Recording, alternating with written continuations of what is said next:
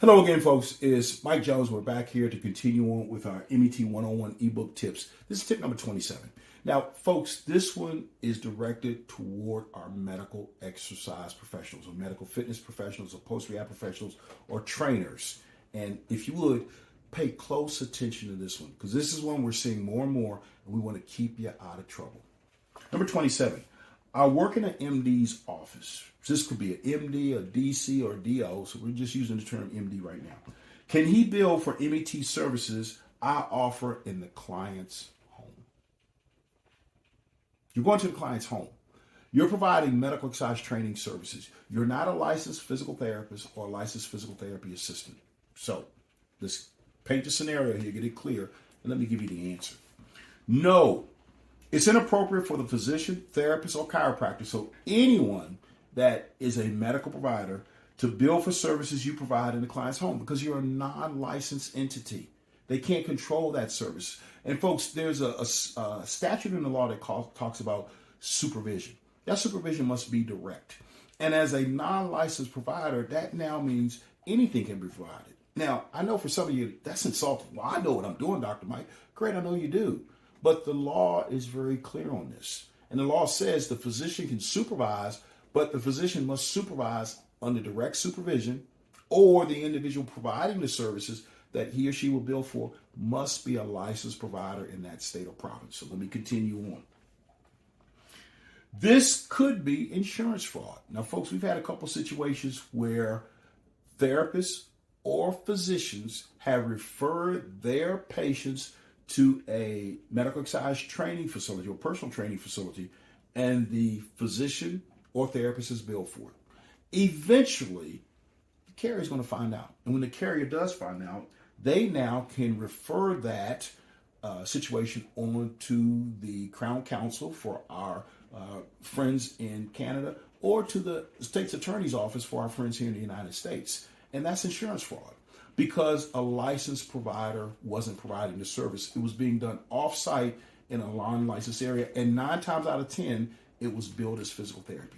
Folks, that is the biggest concern I have for our medical exercise professionals, because we hear so many of them getting caught up in situations like this. And I know you want to work with the physicians, you want to get referrals from them, you want to be involved, but folks, there's certain situations that are problematic that you have to avoid. So let me continue on with this. There is a concept known as direct supervision. This means the licensed medical professional is on the premises when the services are rendered and directly supervising the services. Now, they can be in the building, they could be on the floor above, on the same floor, but you can reach them in that physical location if there is a problem. Usually, physicians will bill out MET services as some type of physical therapy service. They're going to use the same billing codes. This is not, you are not a licensed physical therapist, and if there's not a licensed physical therapist present, the services that are rendered, then the physician, can't bill for the services. If you're in this situation, please contact me immediately.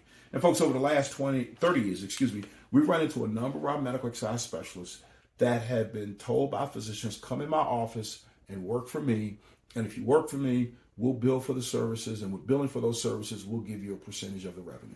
Now, 9 times out of 10, they're billing this utilizing CPT codes for physical therapy or physical therapy services. And the insurance carrier is under the assumption it's a physical therapist providing the services. And here's what's going to happen. Eventually, the insurance carrier is going to say, we're going to do an audit. We need a copy of the license of the therapist. Since there's no license that's provided, now it gets real dicey. And 9 times out of 10, the insurance carrier will eventually say, with time, you can't provide this information. We want the money back. Well, the physician already cut the check to you as the medical exercise professional for your portion of the reimbursement. Now, what the insurance carrier is doing an audit to ensure that the services they paid for were done appropriately. Guess what? There's no license. The insurance carrier says, we want our money back. And guess what that physician is going to do? I want the money that I paid you. Problem here, isn't it? And if this is something that's gone on for a long period of time, this can be referred on to legal authorities under the guise of insurance fraud, and that can become a big problem, a huge problem. Folks, let me tell you one thing. when the Attorney General's office or the Crown Counsel's office shows up at your doorstep, this isn't just, oh, it wasn't a big deal, we're going to go away and give them the money back. No, there's going to be an investigation, and you, the medical exercise professional, will probably need to get a lawyer, and I guarantee you the person who's going to go off scot-free is probably going to be the physician. Now, I don't say that maliciously, but we've run into this situation a number of times with medical exercise professionals. We've had it with 2 of our MESs that we warned, and it became a problem. So forgive me for belaboring this point. Forgive me for being so serious about this point, but this is something that you have to be concerned about and understand. So with that, please make sure you download a copy of the MET 101 ebook.